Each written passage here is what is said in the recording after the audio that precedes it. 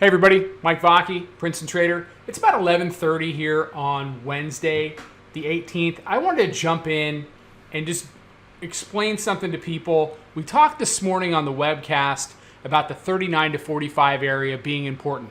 So you can see here, I'm going to draw a box. I'm not going to freehand it, but drawing a box live. Here we go. And we'll call this 39.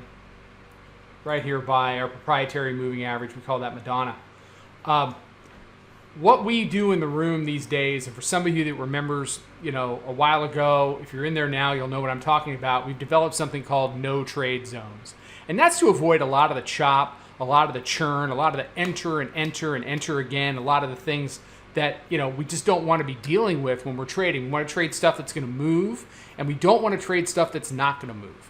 It's a better, it saves our mental capital, saves our commission, and it makes us ready for things that want to, get done. So long story short, this morning they come down into 30s. We end up at a nice little long, but then we slip back into this zone. And you've got Madonna here, volume weighted average price, daily pivot, the hourly midband, the 5-minute midband, the 9-day moving average, the upper level, and the weekly pivot.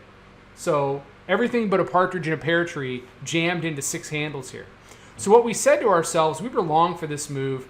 And then, after it slipped back in and through, we said, okay, you know what? No trade zone between 39 and 45, which is what we talked about this morning. So we want the breakout above 45 or the breakdown below 39. Little false move up here, which we didn't touch. It was up there for about 5 seconds, came right back in. And then you just kind of wait patiently for what's going to happen or not happen. So as it stands now, we are short in the 39 area, okay? This last little move has made it down into the 34s.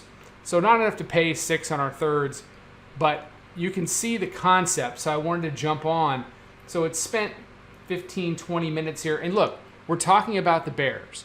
So this could absolutely be false resistance. So the plan going forward would be, look, if we're below the zone, we want to be short against the zone.